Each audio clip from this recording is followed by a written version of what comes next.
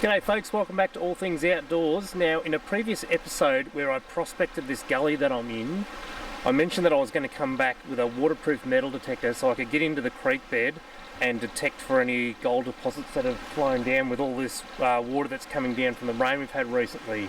Well, it turns out the Go Find 22 that I already have has a waterproof coil, so I can literally dip the coil into the water and metal detect that way.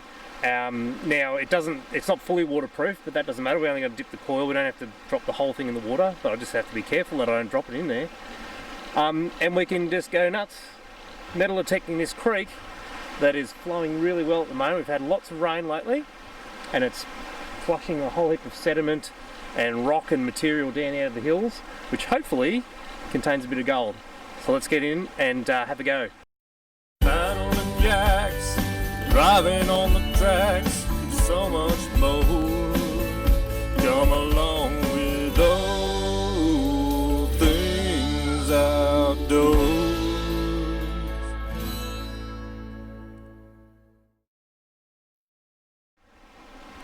So we're going to start off today is at the confluence of these two creeks down here. There's quite a bit of gravel that's accumulated in that area, so I'm just going to run the coil over it real quick, see if there's anything worth looking for in there. And then I've got my prospecting shovel and the pick to move a bit of material and see what we can find.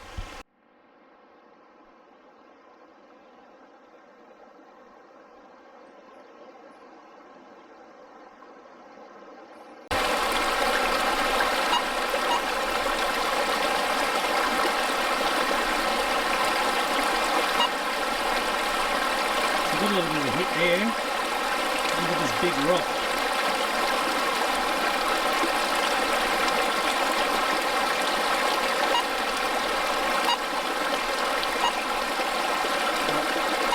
See what we can find.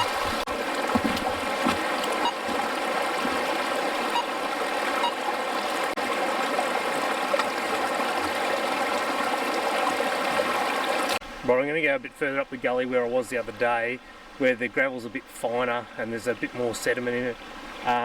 Again, disclaimer, I'm not a geologist. I'm just following some tips that I learnt from a few other YouTubers and people that also prospect. So we'll go up further and see what's up there.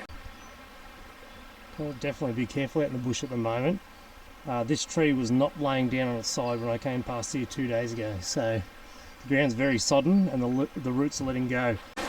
Alright, I'm back in the spot that I was at a couple of days ago. I dropped a waypoint here on my Garmin Phoenix 6S watch so that I can come back. There's a nice little gravel bar in there, in a deep sort of pool that comes off a little waterfall back there. So I'm going to work that one over.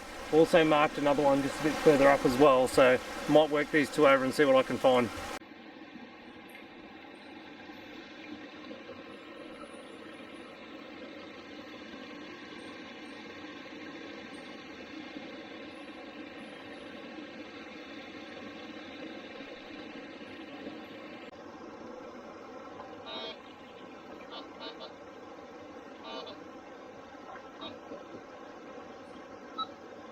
Well, I thought that looked like a good spot, but I got 0 hits there, so I'll start making my way back downstream and look for good sort of little gravel bars where I can stop and have a bit of a look at.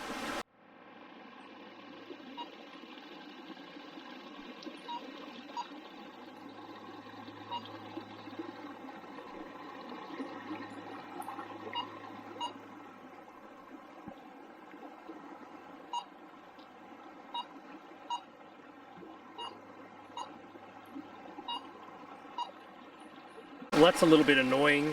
Seems to be every time I go and dip the coil into the water, I get an erroneous signal. So that's probably something to watch out for if you're going to use the Go Find 22 in a water setting, is to just look out for that erroneous signal as it dips into the water. So it probably wouldn't be very good in shallow applications. So anyway, now that we know that, we can be mindful of it, I guess.